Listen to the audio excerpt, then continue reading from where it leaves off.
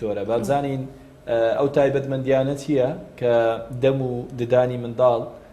جیا دەکاتەوە لە هی گەورە کە پێویستی زیاتر بە مڕاعاتکردن و چاودێریکردنە. بەڵێ پرسیارەکەت زۆر جوانە کاک ئەحمەد. دەم و ددانی منداڵان لەگەر ددانی هەمیشەی یا خۆددانی گەوران ئەو جیاوازی هەیە کە یەکەمین شت لە ڕووی ژمارەوە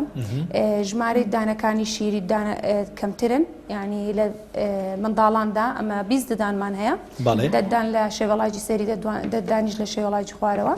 بەڵام لە گەورەکان یان خود لە دانە هەمیشەیەکان ژمارەیان 32 28 بۆ 32 حەسەبەوەی کە دانە عەقڵیەکەی هەیە یا خودنە. جیاوازیەکی تر ئەوەیە کە ئەو شتش زۆر دەبی لەسەری ڕابۆستین، ئەوەیە کەەوە دان لە سێچین پێک دێتینی یەکەمی ددانی شیری ینی ئی منداڵان زۆر تەنکە لە چاو ئەوەی کەواتینی دانی گەورەکان، لەبەر ئەوەش زووتر معڕەزە لە بۆ تێکچوون و لە بۆ کلۆربوون، لۆیە پێویستە زیاتر احتیمام بدرێتە لە چاوی گەورەکان. لە ڕووی شکل و شێواز و قەبارەش حتمەن قەبارەیان جیاوازە، دانی شیری گچکەوە دەڵێن ئەو منداڵە دانت دەڵێدن کە برنجە دانی دانەکانیان گچکەنە و لە ڕووی